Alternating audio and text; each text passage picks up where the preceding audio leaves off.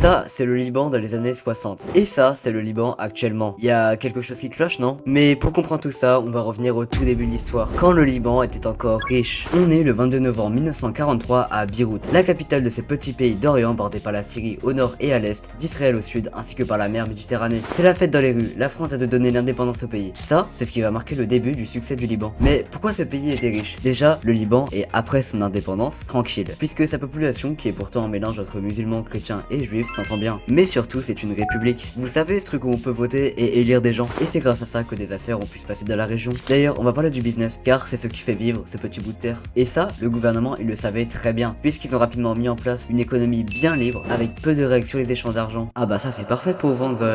Bref. Ainsi qu'une loi en 1956 qui s'appelle le secret bancaire, qui consiste à qu'aucune banque ne puisse montrer à d'autres personnes vos données bancaires. Ah, c'est qui rend encore plus facile de vendre certaines substances. Et ça va permettre d'attirer des investissements de grosses fortunes étrangères, notamment des pays du Golfe comme le Qatar, l'Arabie Saoudite, les Émirats Arabes Unis, bref, vous connaissez. Le Liban a aussi accueilli des réfugiés palestiniens qui ont dû quitter leur pays en raison de la création d'Israël en 1948. Donc certains étaient des entrepreneurs et qui ont donc permis d'apporter beaucoup de richesses au pays. Tout ça a fait de Beyrouth un grand centre financier dans la région. En plus, le pays a un climat très agréable puisque c'est en Méditerranée, donc il fait chaud l'été et bon l'hiver. Vous l'aurez compris, ce pays c'était vraiment le paradis à l'époque, ce qui a grandement favorisé le tourisme, un peu comme Dubaï actuellement en fait. Bon, espérons que leur fin ne sera pas aussi tragique. On est le 13 avril 1975 dans l'un des quartiers chrétiens de Beyrouth. Un bus qui transporte des Palestiniens passait dans le coin quand une énorme fusillade éclate contre ce bus. 27 personnes sont mortes. Ça, c'est le résultat de plusieurs années de tensions entre chrétiens et musulmans dans le pays. C'est le début de la guerre civile du Liban. Une guerre qui va durer 15 ans et qui fera plus de 200 000 morts. Le 13 octobre 1990, c'est la fin de la guerre, qui aura laissé d'énormes séquelles au pays. Déjà, le centre-ville de Beyrouth est complètement détruit. Il y a 150 hectares à reconstruire. Pour vous dire, c'est l'équivalent de 214 terrains de foot. C'est absolument aberrant. Et ça va coûter bien cher, plus de 10 milliards de dollars. Mais ça pose un gros problème, car ce plan de reconstruction, il n'en a absolument rien à faire de l'histoire du centre-ville, et a préféré remplacer ses marchés et ses lieux publics, autrefois très animés, par des grands immeubles de luxe abritant des boutiques haut de gamme. Alors là, c'est sûr, on est loin du Beyrouth des années 60. Pour se reconstruire, le pays a dû énormément s'endetter, et le Liban a perdu la majeure partie de ses avantages économiques. D'ailleurs, parlons de l'économie du Liban, car ça va nous être très utile pour la suite. Le pays ne produit presque rien, il vit uniquement des banques et du tourisme. Il doit donc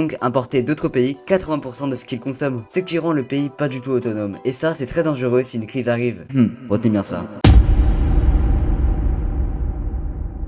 On a fait un grand pas dans le temps puisqu'on est en 2019, donc c'est assez récent, et une énorme crise financière va se déclencher dans ce pays qui est extrêmement endetté depuis la guerre. Déjà, il faut savoir qu'en plus des dettes, le pays avait des problèmes économiques à cause de la mauvaise gestion et de la corruption. Car oui, depuis 1990, la corruption y était vraiment très importante. Mais cette crise, elle est beaucoup plus grave, car elle vient des banques. Une banque, ça fonctionne un peu comme une tirelire. C'est un endroit où tu peux déposer ton argent, mais tu peux aussi en emprunter. Sauf que quand tu empruntes de l'argent, bah après tu dois rembourser, normal. Donc imaginons que tu as emprunté 100 euros, et bah tu vas devoir rendre 100 euros à la banque, sauf que ça sera avec un pourcentage en plus, par exemple 5%, ce qui veut dire que tu vas devoir rendre 100 euros plus 5 euros, donc 105 euros. Ce petit pourcentage, ça s'appelle les intérêts, et c'est comme ça qu'une banque gagne de l'argent. Sauf que ce qui s'est passé au Liban, c'est que les gens n'avaient plus confiance à leur système bancaire, donc ils ont arrêté d'emprunter et de mettre leur argent en banque, ce qui a progressivement fermé toutes les banques du pays, et la valeur de la monnaie libanaise, qui s'appelle la livre libanaise, un peu logique, je dire, a fait une énorme chute libre. Pour vous rendre compte du truc, en 1960, 1 dollar était égal à 3 livres libanaises, donc la monnaie était vraiment pas mal. Alors que maintenant, ouais,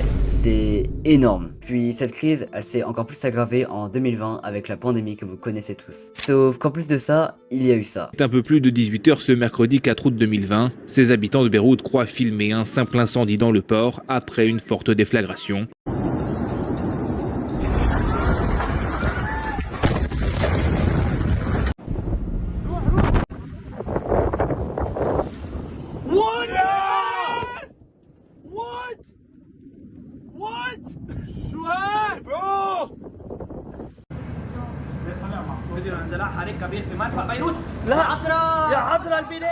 Une nouvelle fois, Beyrouth a été détruite. À l'heure actuelle, le Liban est beaucoup plus pauvre qu'à l'époque. La pauvreté dans le pays a plus que triplé au cours des 10 dernières années, touchant désormais 44% de la population. Le pays a du mal à se remettre de sa crise, et le gouvernement n'est pas en mesure de la résoudre. Sa situation politique n'est vraiment pas stable non plus, puisque très récemment, le pays est en extrême tension avec Israël. Voilà, c'était l'histoire de la chute du Liban, la chute d'un pays qui autrefois était le paradis de la Méditerranée et qui est maintenant tout l'inverse. Alors peut-être qu'un jour ce pays arrivera à se relever. Après tout, on ne sait pas ce que l'avenir nous réserve. C'était Walpad, c'est tout pour moi, et sur ce on se retrouve à la prochaine.